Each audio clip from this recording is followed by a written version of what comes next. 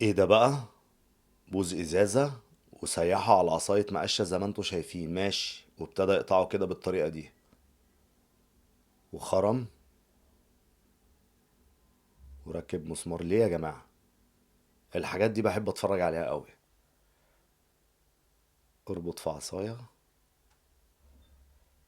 ماشي. يا ابن اللعيبة جامدة جدا، عشان لو ما عندكش دولاب ولا حاجة وتعمل علقة للملابس، جميلة جدا.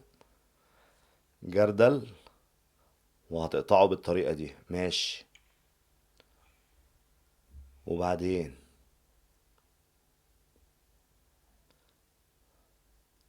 شال القطعة دي، ربطها بعصاية، ماشي. جاروف للمكنسة، جامدة، ماشي. جاب الفلوس وحط عليها العصاية ديت كده، ولزق فيها الشريط دوت كده اللي هو بتاع الهدايا ده، وابتدى يلف كده. انا ابتديت اعرف هو هيعمل ايه. يعني بجد لو طلع اللي في دماغي صح، انا استاهل لايك.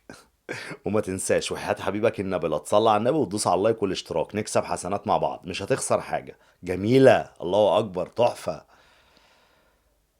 عادي، دي شفناها قبل كده، درج سحري في الدرج اللي تحت، ماشي. ايه الجديد؟ يا ابن اللعيبة يا صايع، جامدة جدا. يعني اللي قدام ديت شفناها كتير، ديت بقى اللي بجد تشوفه تقول كوميدينو عادي، بس هو جامد. نديله لايك.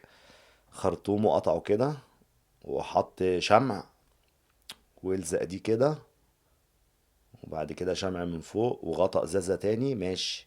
ليه؟ اقطع كده، ماشي. زي السوستة، ماشي. ليه؟